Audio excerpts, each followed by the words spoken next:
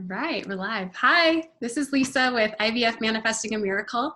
And in honor of this week, which is National Infertility Awareness Week, I wanted to highlight different friends of mine, fertility sisters and fellow warriors who have gone through infertility. And, Crystal Willson here is my guest today, and I'm really excited to introduce her to you. So this is Crystal. Can you say hello, Crystal?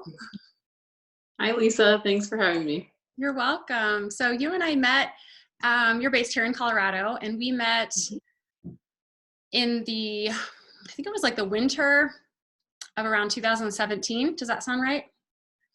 Yeah, it was the fall ASRM convention. Yes. I had a little one, you had a little one, and we met at a Resolve event. So actually that's kind of a cool coincidence that, we're doing this talk in honor of National Infertility Awareness Week. And, I was really fortunate to connect with you. You have been a really integral part of Colorado Fertility Advocates, which is kind of the grassroots organization that started here. And can you share a little bit about where do I want to begin? There's so many questions I have, but because you're just such a vocal advocate, what motivates you to be a voice in this community? My husband and I had IVF, or had to do IVF because of his combat injuries. I also have endometriosis. So I was seeking infertility treatment as well. But because of his combat-related paralysis, IVF was our only option. And back in 2015, when we were dealing with some of my infertility side of the puzzle, we were told that basically, if you want to have a chance, you need to get moving. So we started the process and figured that we needed IVF, and his injuries were combat related, so it would be covered. And we're very quickly told that actually there was no coverage, and that everything else related to his medical care would be covered with the exception of this piece of medical care. So it really lit a fire under both of us. And one of the things that I promised myself is that we went to DC and we advocated successfully, thankfully, for some temporary coverage for veterans. However, I promised myself that my side of the story mattered too, and that women like me were much more populous than men like my husband. And just as he deserved an opportunity to have a family, the reason that I have my boys, the only reason I have them shouldn't be because I'm married to married to someone with a combat related injury. Right. That women like me deserve the chance at families just as much. So I wanted to make sure that I could do my part to provide access to Coloradans, being Colorado is our home state, and we wanted to make sure that families here in our home state were served. So I was lucky enough to actually be asked by Ellen Trackman and Angela Bevel of the Colorado Fertility Advocates. The two of them formed it and founded it. So they asked me to come on board to help start legislation in hopes of making Colorado the 18th state with fertility preservation legislation, which we recently did. I know you. I just admire so much about you. You're just such a strong woman in so many areas of your life, as a mom, as a wife, as a caretaker to your husband and 2 little boys, and in studying now to become a firefighter or paramedic, which is so awesome. You exude just a real strength about you, and I'm really honored to be a fertility sister with you. Thank you. On this ride. No, I mean, what an incredible, to pass a law, right? I mean, gosh, I think when you and I had coffee one day and you were just introducing this to me, and like, what a ride this has been, huh? I mean, very much. You probably understand more about this than you even want to understand in drafting a bill, helping pass a law, right? I mean, many meetings. Definitely. One of the things that we were very lucky for, and one of the reasons that we succeeded so relatively quickly, is that we have an incredible team behind CFA both locally as well as nationally. And one of the things I did very, very quickly when I was asked to come on board was start developing the coalition here locally, because this is something that is so much bigger than just me and just bigger than Colorado fertility advocates. So we all knew that we needed to bring the right people in, and we were so grateful to have so much support from all of the IVF clinics here in Colorado, lending their support, their staff, their energy, their resources, in addition to so many professionals within the field, and most importantly, the incredible amount of advocates that came behind the issue. We had over 300 advocates that were chipping in some way, shape, or form. The highest amount of registered participants for a state advocacy day in Colorado. And we are so grateful for our national partners coming on board and being able to help us push for this, because it ultimately, to be quite frank, I don't know that this legislation would have passed if we would have, one, waited, or two, not had the sheer amount of support that we did across the board. So especially to the advocates, I really can't say enough about how much those stories and these men and women who are willing to come to Advocacy Day, the men and women who are willing to approach the media, to write their congressmen, to be able to write the governor, their stories are what made this bill pass. And your story is one of them. I got to hear it down at the Denver State Capitol, and so moving, and people need to hear these stories. Can you share a little bit more kind of, why you're so passionate about this? You don't want any other people I know to experience the hardships that you've had to go through, you and Tyler. Definitely. So our first round was with our first son, what resulted in our first son, thankfully. And the out-of-pocket expense was originally, before any grants or discounts or any medication hand-me-down kind of things, it was $44,400. And our cost is definitely exceeds the normal cost, because Tyler, my husband, due to his paralysis, had to have surgery for sperm retrieval, and he had to be on medication as well. And there were some extra costs. I had to have another surgery and things like that. So there were some excess costs that aren't in the normal IVF costs.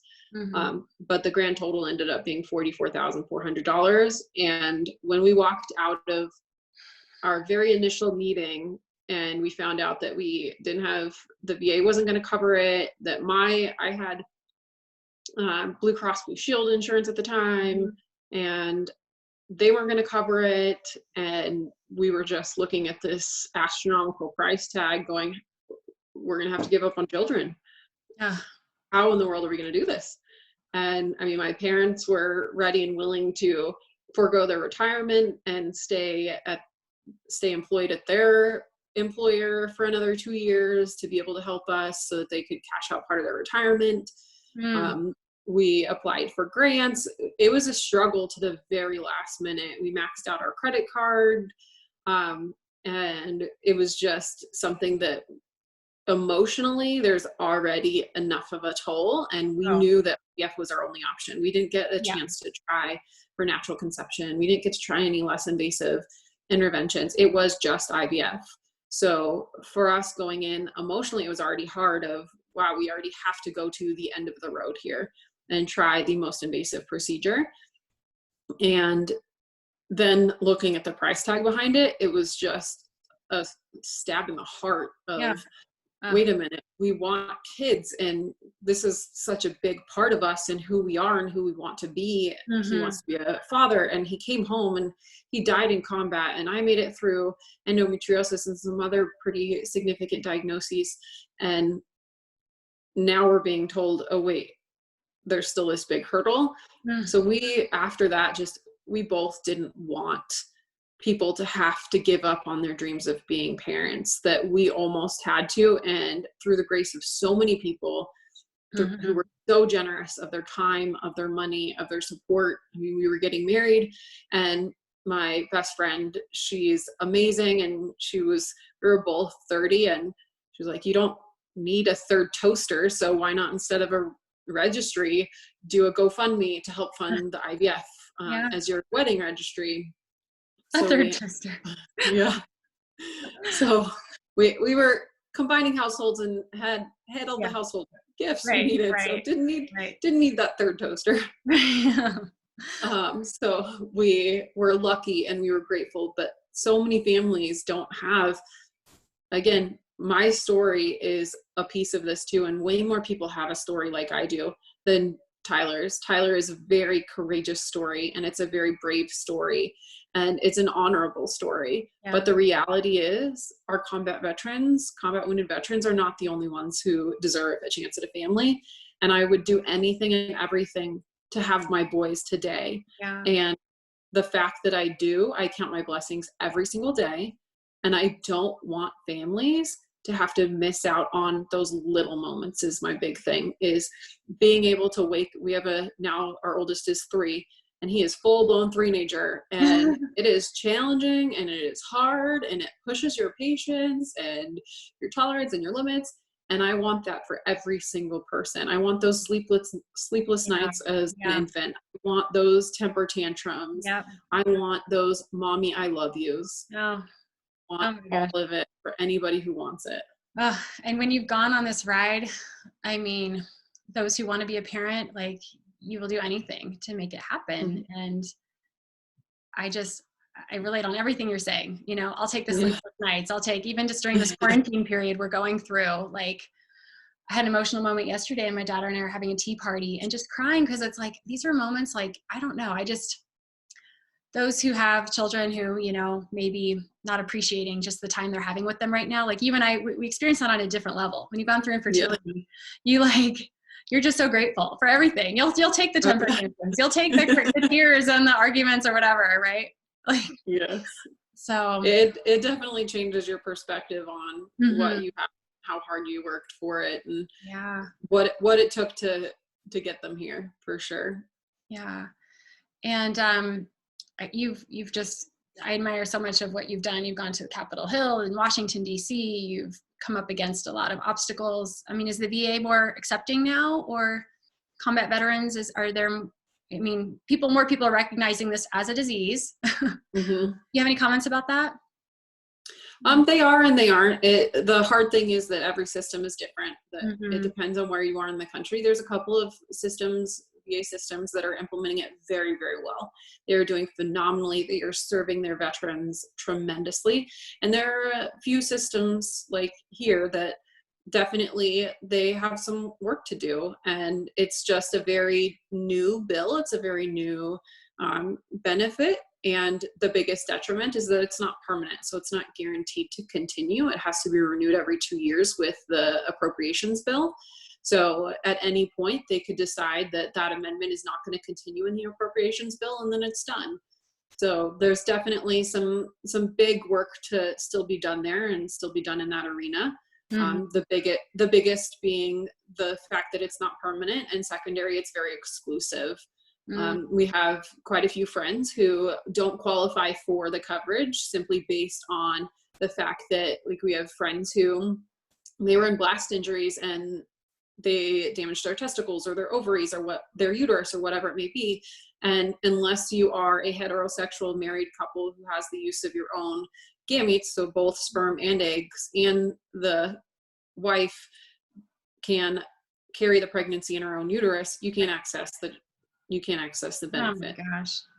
So it's very exclusive and it's very narrow. That's, again, another one of the big reasons why we wanted to bring the fight home here to Colorado, is that we wanted to make sure that the bill was inclusive, that we were not discriminating against any population who would need access to fertility services to build a family and have their children. Yeah, no, it's amazing what you've been able to do. And I know there's so many other states. I mean, we're the 18th state to get fertility coverage.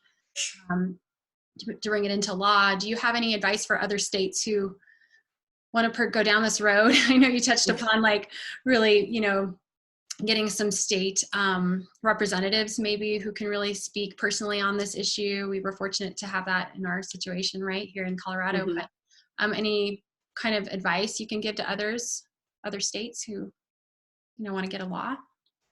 Yeah, there's definitely, so the biggest things are build that coalition early, get that support going early. And the second piece is definitely find some legislators that are powerful and passionate about it, and also educate them on the importance of what fertility coverage is and how it will benefit the state. One of the biggest things here in Colorado is that we already had essential health benefit plan that had IUI built into it. However, IUI is highly risky and very ineffective.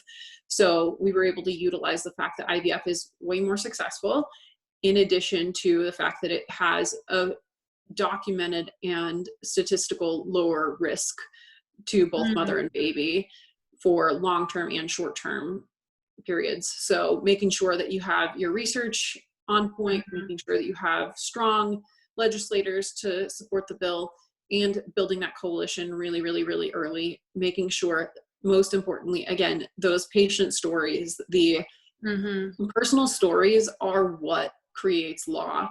And there are, in any legislature, no matter what state you're in, whether it's DC or any individual state, you need 3 prongs. And one of those the biggest 3 prong is making sure that you have those grassroots voices for an issue like this. So making sure to reach out, do some networking. We were incredibly lucky that Dr. Christina Yanetsos, she had actually already compiled an incredible list of patient stories and advocates who had come together. So by the time I came on board to Colorado Fertility Advocates, I had the legislative background and knowledge, and she already had this incredible network of people willing and ready to help fight for this coverage.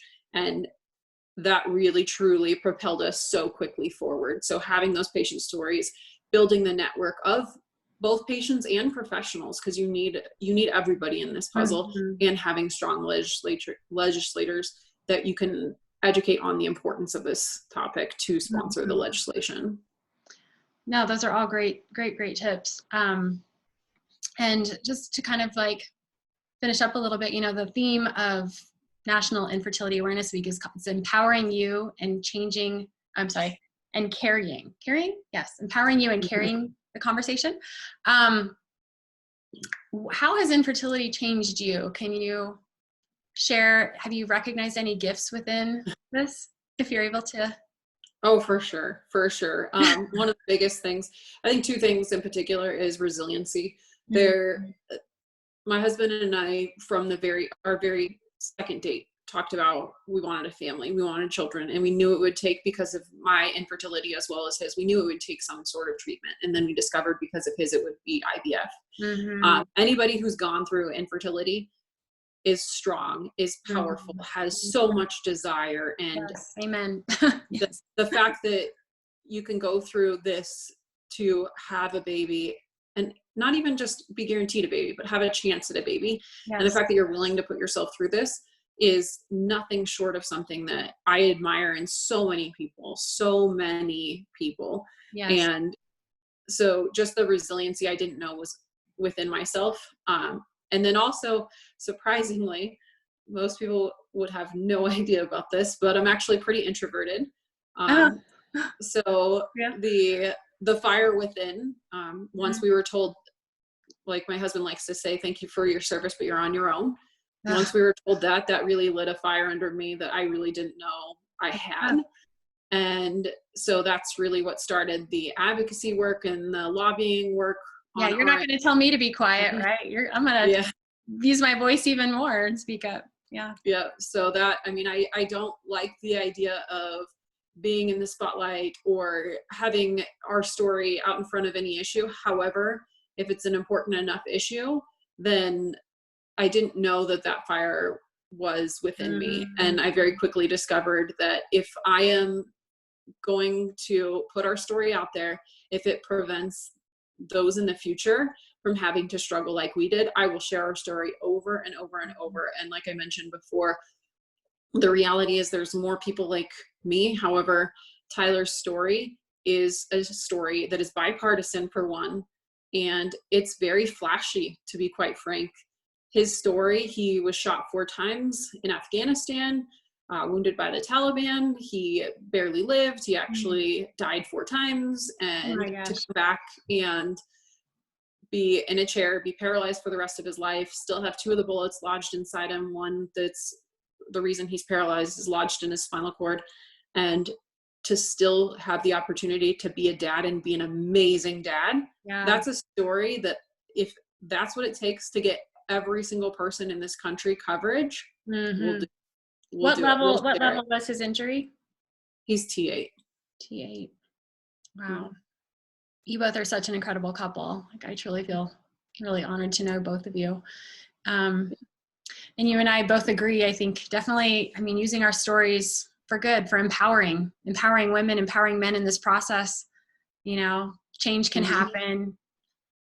We've made history with this law, you know, Yes. it's just incredible to be a part of this organization. And thank you for sharing, you know, give so many good insights to helping, you know, bring change in this community. So Thank you. Thank you so much for meeting with me one day at a coffee shop and jumping in both feet first without even really fully knowing the details, and just jumping in, ready to support, ready to push, ready to make it happen. And like I said, it's everybody who is willing to jump in, to share their stories, to use their platforms.